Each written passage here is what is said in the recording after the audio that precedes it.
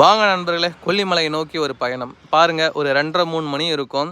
நாங்கள் நைட்டில் ட்ராவல் பண்ணிகிட்ருக்கோம். எந்த நேரம் பாருங்கள், வண்டி போனபடி இருக்காங்க, ஆளுங்க வந்தபடி போனபடி இருக்காங்க. பலர் பல விஷயத்துக்காக வராங்க. அதில் மெயினாக இங்கே கோவிலுக்காக வராங்க. இங்கே சில பரிகாரம் பண்ணுறதுக்காக வராங்க, சில வேண்டுதல் வைக்கிறதுக்காக வராங்க, சிலர் மூலிகைகளை அவர்கள் எடுத்துகிட்டு போய் தொழில் செய்வதற்காக சிலர் வராங்க. இந்த மாதிரி நிறைய விஷயத்துக்கு கொல்லிமலை பயன்படுத்தப்படுகிறாருங்க. இப்போ பாருங்கள், இந்த காட்டு கொஞ்சம் கூட பயம் இல்லாமல் வண்டிகள் போனபடி தான் இருக்குது.